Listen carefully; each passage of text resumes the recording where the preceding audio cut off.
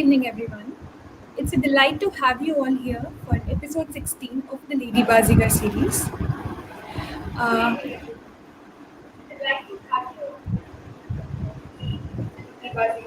Ma'am, could you please turn off your camera? I'm so sorry, the voice, the speaker. Ma'am, you can switch on your camera. Yeah, yes. Thank you. Is the noise from my side?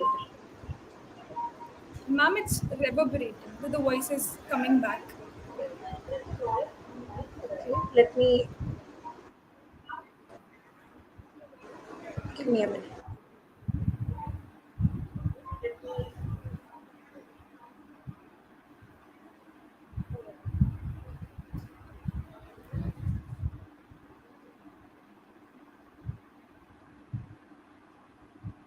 Ma'am, you could turn on your camera. I think it's okay now. Just give me a minute. Sure.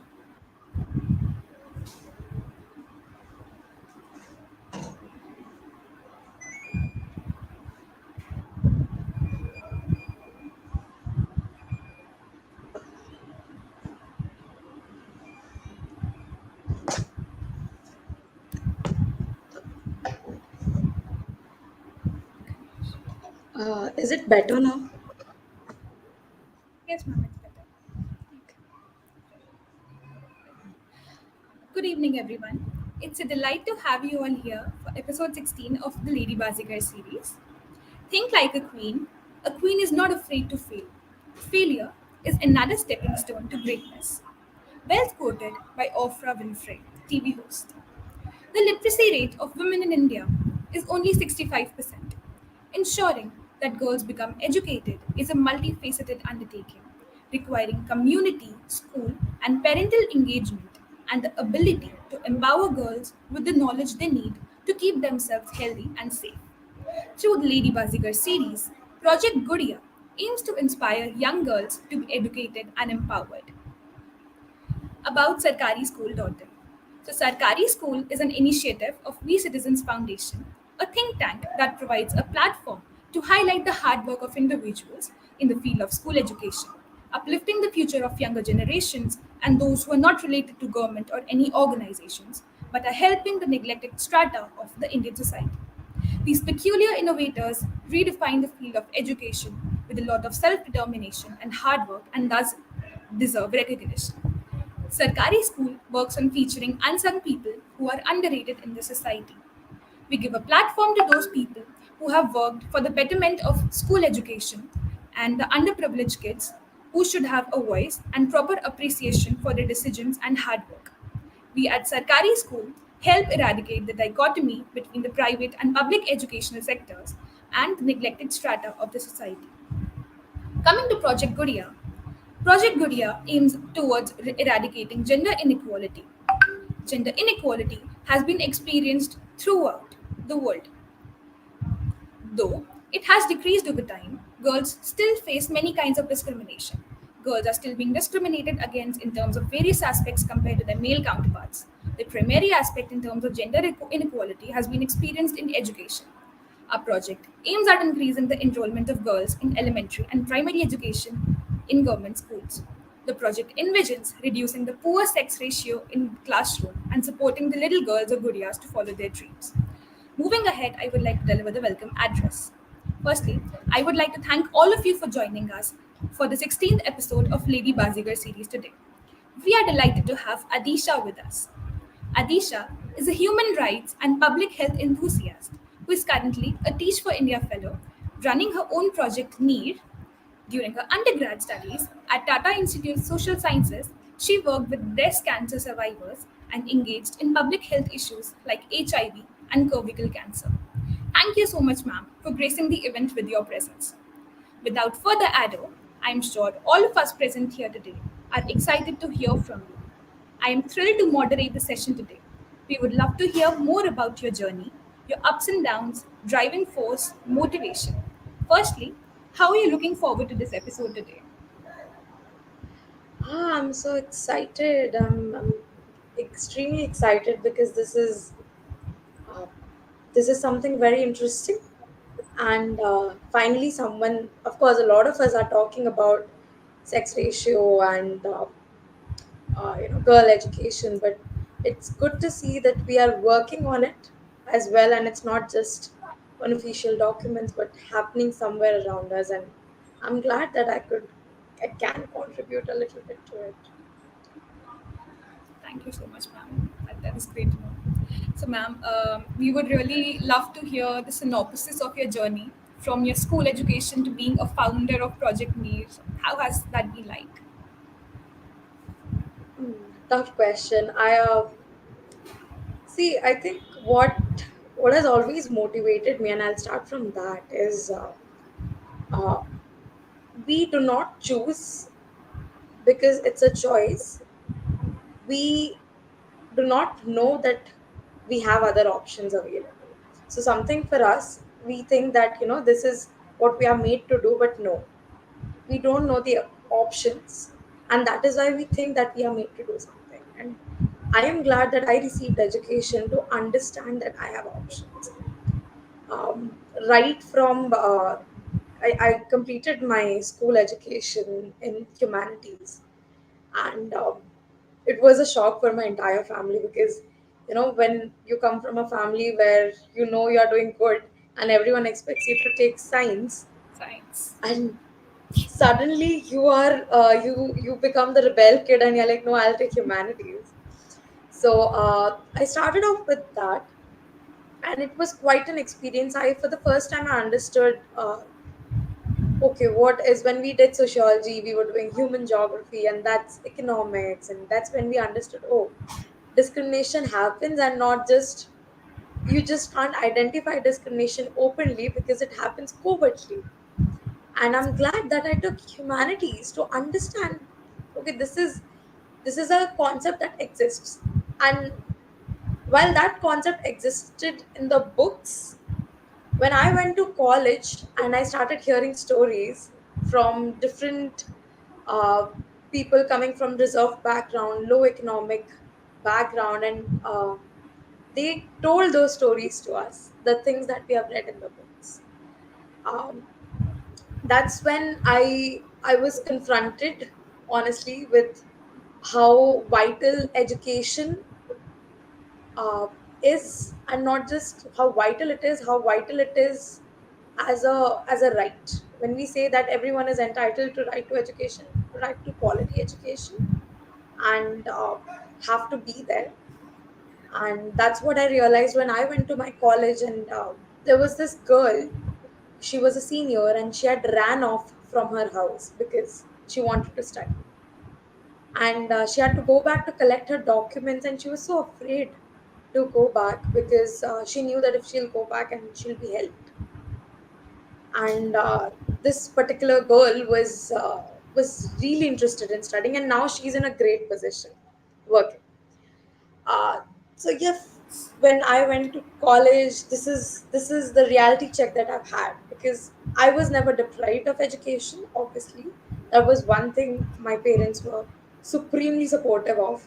They still are, but now that I see it, this happens around us, and there are girls who are deprived of education. There are boys who are deprived of education.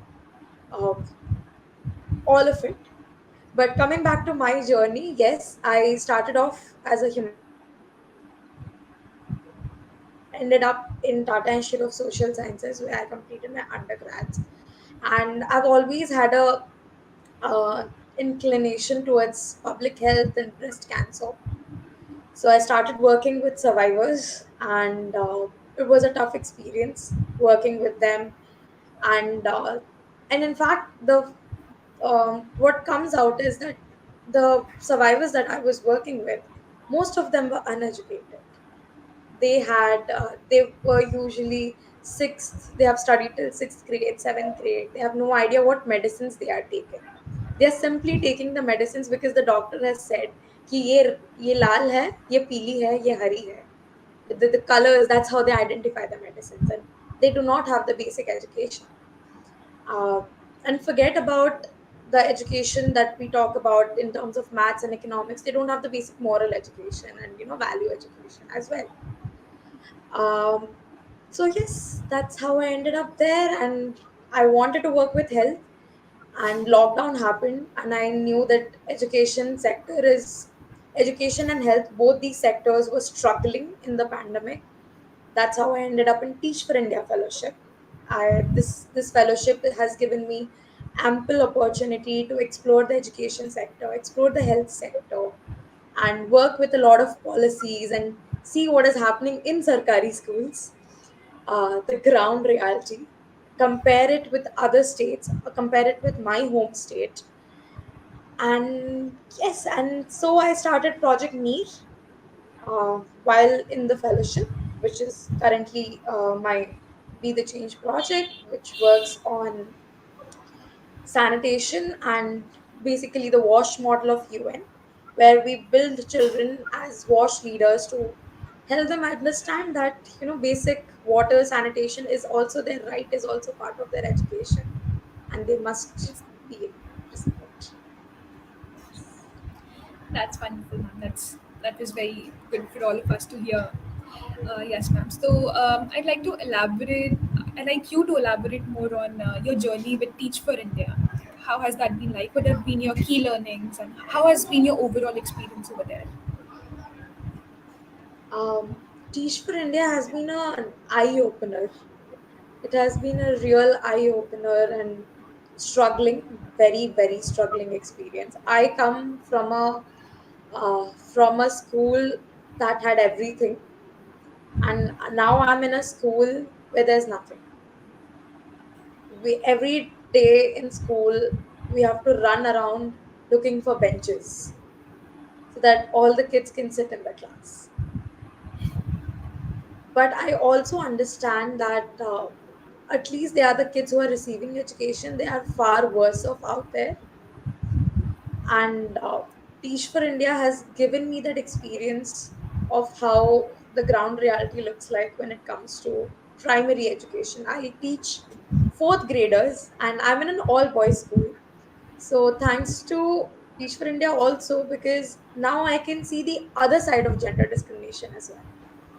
We all talk about female discrimination, which happens, of course.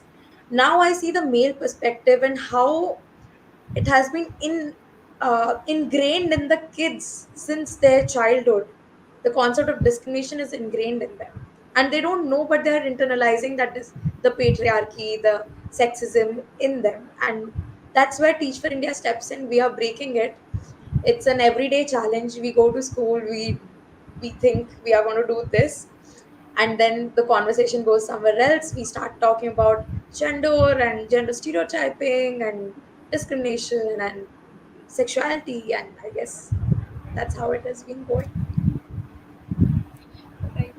So, I mean, what has been the biggest challenge for you so far? Be it teaching for India or be it founding Project Neer. Sorry, Am I I audible? yeah, sorry. Yes, ma'am. So, what has been the biggest challenge for you so far? Be it Teach for India or be it founding Project Neer. So, what all challenges? Because you work in the social sector primarily. So, like, what are the challenges that you face in your journey, your endeavors? See, every step that I've had, honestly, every achievement, it has been filled with challenges. None of it has come uh, in a golden plate ki, ye lo. Uh, but the most challenging thing for me has been my dissertation when I was working with this breast cancer survivors. Uh, the Because that's where I saw how uh, how gender discrimination happens and is perpetuated by the mothers or by the family. That's one of the things that has shaken me uh, to the core when I think about it. That these mothers are already suffering, and uh, still they are perpetuating it by saying that right now someone in my home, I don't have a girl, and my boy does not know how to cook, so I have to go and cook. But they are not going to teach the boy how to cook, or the boy does not understand that since the mother is in pain, maybe he should cook. But coming to Teach for India journey, the one thing that has always been very shaking for me was abuse, be it domestic abuse, be it physical abuse, with the children or what they see at home. It has been challenging because as fellows, we can connect them to counselors, but there are most times we cannot take actions because the respondents don't want to take an action, and the children are uh, very closed about it, and they do not know how to talk about it. And that has been a challenge because particularly there was this one student in my classroom who we were doing an exercise on sexual abuse, and this particular student comes out to me. He writes on the paper that I don't like anyone in my family, and that was quite shocking for me because he's just in class 2 and you do not like anyone in your family. That's something severe. It didn't turn out to be sexual abuse, but it turned out to be a lot of physical abuse and a lot of verbal abuse, which this kid has ingrained, and he does not know how to channelize it. He does not know how to put it into words. He does not know how to express it. And the same thing happens with girls' schools as well, and it's way more with them. They have to undergo physical abuse, they have to undergo verbal abuse, and they have to undergo sexual abuse. Of course, male children do undergo sexual abuse as well, but I touch wood and thankfully, I haven't found a case in my class yet, and I don't want to. But when we have been in the girls' school, we have seen it happen so often, and they don't get food to eat. I have students in my class who will, where it's very clear that since the siblings, the brother and the sister are sharing one bag, the the brother will get the bag and the sister has to stay home because the brother is important. Or if there's a glass of milk, the brother will get the glass of milk because he's important. Shocking. So yes, these are the challenges that we face on a daily basis, honestly. And yes, that's what makes this fellowship challenging. Could you let us know more about Project Neer? Uh, Project Neer is so currently it's a Teach for India project. We call it Be the Change project. Its aims at renovating and reinstating the washrooms of the school, uh, so that and providing access to clean drinking water, and also have that capacity building with the students where they understand how to use washrooms, about hand washing etiquettes, and it basically revolves around the water sanitation and hygiene model of UNICEF so that the students don't fall sick. When schools reopened in February, after a couple of months, we found a lot of our students falling sick. Uh, Mostly it was when we got a doctor, we got a couple of students examined, and we found that it is because students do not wash their hands. They don't know how to wash their hands, or that they should wash their hands. When I say they don't know how to wash their hands, what I meant is they don't know the 20 seconds rule. They don't know using a hand wash. They think just pani dikha diya and it's done. Surprisingly, they don't know how to use urinals as well. With girl children, the problem is that when they are menstruating, they are on leaves. They are put on leaves. They'll not come to school and they'll not come for 15 days. So there's a lot of urine infection happening. There's a lot of genital infection happening. And other than that, these leads to stomach issues, skin infections, and so on and so forth. That motivated me to start this project. I have two other co-founders with me, and we together started this project. We have already worked with one school in the Pulpralapur area of Delhi. It was quite challenging because the principal literally told us it was a boys' school, and the principal told us that they are boys, they can just go out in the open. Why bother making a washroom? Uh, Yes, quite, sorry? yes, ma'am. Yeah. So, So we started with that washroom and we got the washrooms unlocked, we cleaned. Now students are leading the movement. So the idea is not for us to continue doing it. The idea is to build student leaders who will continue it even when we are not there. And that school has reported less absenteeism because of stomach infections now, which is a plus point for us. Currently, we are working in Ayanagar and Sanivia. That is wonderful. You're doing a great, you're doing a noble job, ma'am. That is wonderful. Okay, so you've said that in one of your projects, you've also compared the state of government schools with different states, analyze them. So, ma'am, say for a nation, it's integral for in order to grow. It's very integral to focus on health and education. I mean, these two are the deciding factors for the growth of the nation, not just FDIs or investments, right, or GDP growth rate. So, yes, ma'am. I wanted to ask you, what is the, what are the gaps that we, educational gaps that we get to see in the government schools? Like, how has been the foundation of education, and what all are the drawbacks that you had found in your study, and how could that be improved? Uh, well, that's like a conversation in itself. That's a topic in itself. Uh, Personally, what I have seen is Delhi has two kinds of schools. There are state run schools, the one that is run by the state government, the Directorate of Education. And then there are schools which are run by the Municipal Corporation of Delhi, which is currently it's under the control of the central government. Now, personally, I think education that creates a lot of divide. If I'm talking in context of Delhi, it creates a lot of pressure on the kids, a divide, and there's this constant political competition where education is not happening and everything else is happening. Now, when we talk about other states, the state that I come from is Odisha, and Odisha education system, I've seen it grow. We went from those kind of government schools that we see in typical movies, right? Like maybe with the one that you saw in Hindi media. Those from We went from those schools to now every village having a proper school, an SMC, a school management committee, who are not just talking about education, but they are actually talking about sexuality, sexual health, gender discrimination, and those stuff. Where there's motivation to go to school because there are teachers.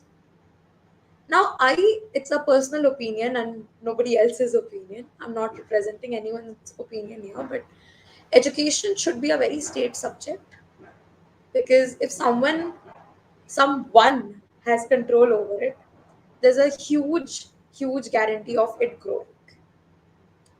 Take, for example, the Kerala education. That education, that the model that they're working with, it's fabulous. It's amazingly well developed for a country that is still struggling with literacy rate. That's one thing that I've talking about the political aspect of education. The other thing that has always been very difficult for me, especially in the last 1.5 years of working in the education sector, is the age barrier that we have for every grade. So when you go into a government school, if you are of a particular age, you have to be admitted to a particular class. So if you are 11 years old, you have to be in class 5. Now the problem here is, for a kid who does not know ABCD, who has come out of lockdown where there were no devices, there is nothing. They have come just fresh from the village. They can't even write their own name, and you're directly putting them in class 5 and expecting them to do perimeter and length and area calculations, mensuration. They cannot do that. How easier it would really be if a kid is put into a class because of their grade and not because of their age. Uh, this is one aspect again of education, and The last thing that really bothers me uh, is, so you've seen, right, all these people complaining about how government teachers don't work. I feel there's so much pressure on them for completing paperwork. When will they teach? I have seen teachers in my school doing admissions, doing midday meal work. When will they teach if they are still doing all of this work? Uh, these are the broader loopholes that we have in our education system, and something that we really need to address, because if we don't, we are really catering to the unorganized sector. We are preparing the future of unorganized sector and not the organized sector, and that's where this difference lies. So, you must be knowing that Project Guria itself advocates for the promotion of girl child education, and so yeah, we would love to hear your views about how can society create a more enabling environment for the girl child to get educated. First step, I think, to have a co-ed school. We really need to do away with boys' school and girls' school, because when you do that, you are really perpetuating the discrimination. Ki girls' school, and it's um, so in Delhi, what we have is girls' schools are in the morning, and boys' schools are in the evening. You then and there are perpetuating that girls are supposed to go out and come back in the morning itself, and boys can be in the evening. Of course, it's very subtle and nobody really cares about it, but that's how it's perpetuated, and then that's how it's ingrained in them. So the first thing is, we really need to do away with co-ed school, with these boys and girls schools. Pardon. We need more co-ed schools. We need co-ed teachers. You cannot have, just because it's a boys' school, it has to be only male teachers, and just because it's a girls' school, you only have to have female teachers. You cannot have that. Of course, there are safety concerns, uh, which are very valid, to have safety concerns about male teachers in female schools and vice versa. But we need that kind of setup where the children see that, okay, males and females are working together. We have ma'am and we have sir, and both are working together and both are important. We can't just have ma'am or like just sir.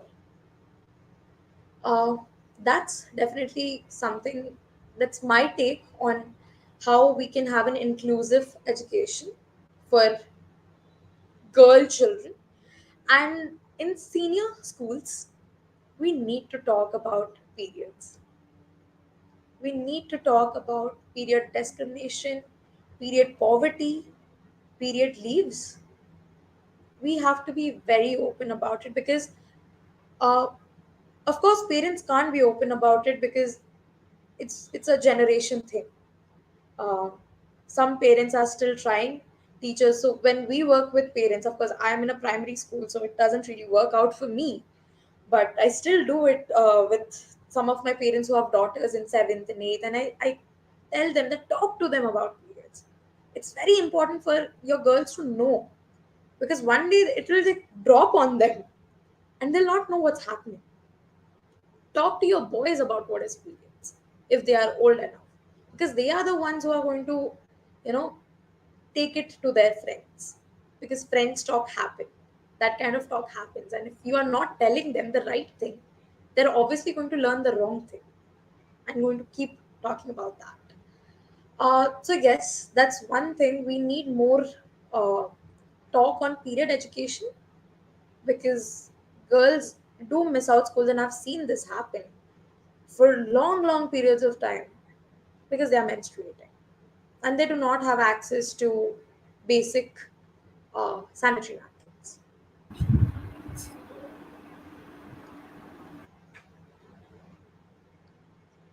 Yeah, go ahead. You're mute. Yeah. Ma'am, am I audible now? Yes. Okay, ma'am. So, you've already worked with 14 breast cancer survivors in for your academic project. So, ma'am, what What were your learnings from that? What would you witness? You just mentioned something a couple of minutes ago that you know they did not have a girl, so the mother had to cook on her own, even she was in pain. So, ma'am, what other instances could you witness over there? Uh, of course, there was a lot of negative things that I saw there, but I would like to talk about a positive thing that I saw there. Um, there was this survivor, and her cancer was recurring. She was having it for the second time, and she was very strong, and she had a little child. She had I think 4 or 5 years old, 6 or 7 years old, and she said that, "Mom, when my kid grows up, I'm going to tell her about breast cancer. I'm going to tell her about periods. I'm going to tell her about everything. I will teach her how to do a self breast examination because she needs to know it." And ma'am, right now, I go around the village, I keep telling every woman that you need to get yourself checked. You cannot hide these things. You cannot hide about your periods. You cannot hide about your tumor. Do not ignore it. And ma'am, initially people were laughing at me, but now they respect me.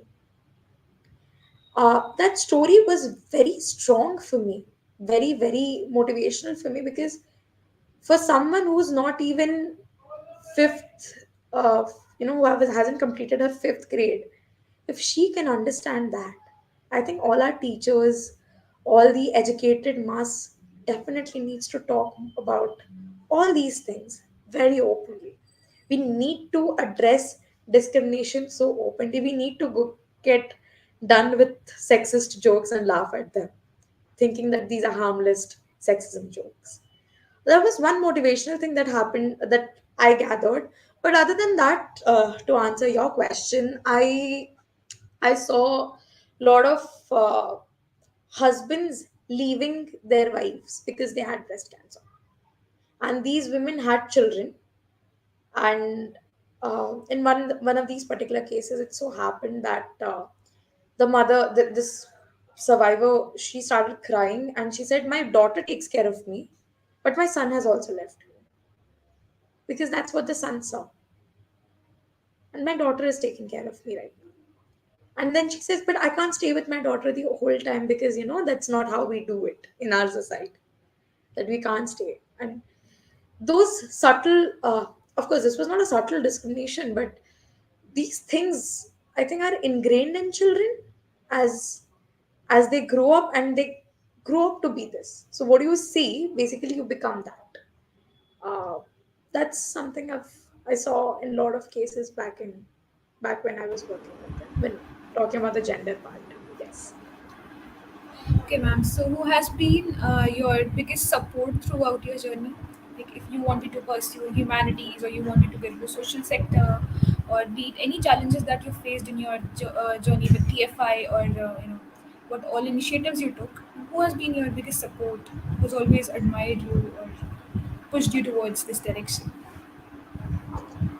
Of course, my parents. They've always been there. No matter the good days, the bad days, the ugliest days, they've been right there, supporting me in their own little ways. Sometimes, by scolding me that, you can do it, get up.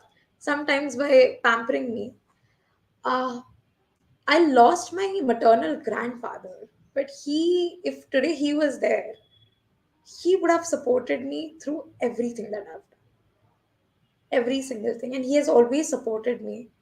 Uh, of course, then there are, like, I have friends. I have a cousin who is always there, and a lot of friends who get me through it. And on days when TFI is so challenging, we basically go out to a cafe, sit down, and all of us are crying and ranting about how terrible. Did I lose you? Okay. Uh, I have that, but primarily my parents. Uh, I don't think a lot of times I've felt like giving up, uh, and it's them who've told me that you are not a quitter, and that gets me going. So you must have faced a lot of challenges along with the TFI and managing the Project Neer. So, ma'am, what all were they like? We would like to know because Mm, uh, so we have a team. We have a large team working out. So that kind of pays off at times. But of course, it's exhausting when the major challenge is to with education.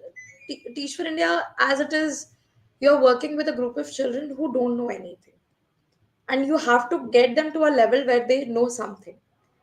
You do that for the whole day, and then you take capacity building sessions with them. Now for someone who has been told for generations, or like not generations, but who has been told for the last 11 years of their life that अरे कुछ नहीं होता है तुम बाहर, you can just go out in the open because you're boys, to tell them that no, it's not right. It's not right for the environment. It's not right for you. You have to use the washroom. And what's challenging is when teachers are not really supportive. So you're doing this, and then you see teachers right doing that in front of the kids, and not uh, telling them that what you've been told, follow that. That's quite challenging. And then there are days when you hear something grave like domestic violence case, and then you have to come back and still work on the project. You're never in that headspace to work after listening to those kind of grave stories. uh, but you still have to come and work because it's a project and it needs your attention, and it's in a very nascent stage as it is. Those kind of things are a little tough to crack, but gets work. so, ma'am, what's your feedback on Lady Baazigar series? Like, how did you find it, and how you think we are um, working?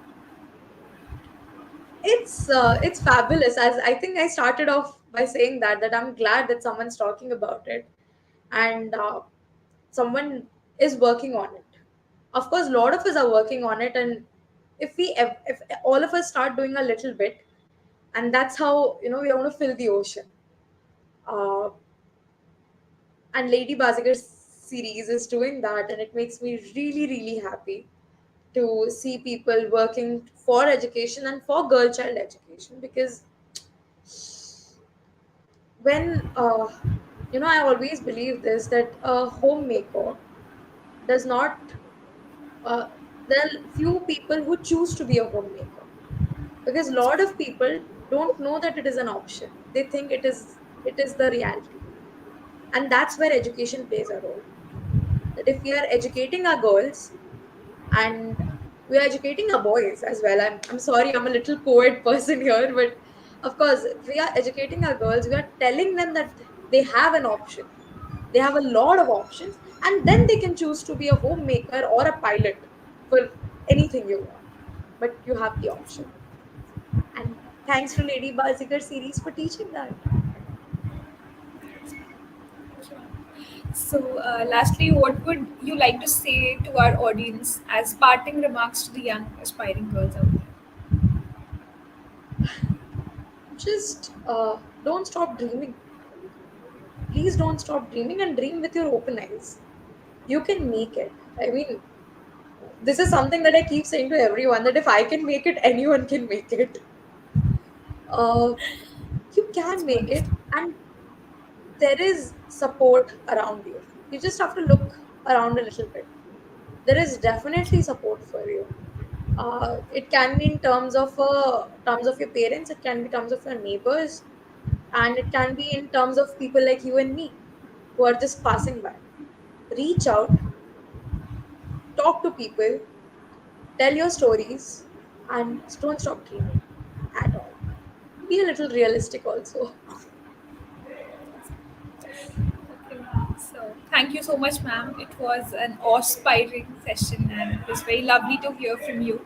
And wishing you a good luck in your future endeavors, and just keep doing such noble work and bringing change in numerous lives. Before winding up, it is an absolute delight to deliver a vote of thanks on behalf of the organizing committee to Adisha ma'am, who spared her time today for us. And thank you so much, ma'am. We are truly obliged, and I've personally got to learn so much from you. It was very insightful. And moreover, I would like to thank each and everyone from the team, including Abhishek Ranjan sir, for technological support, team leader, and fellow volunteers for coordinating the event.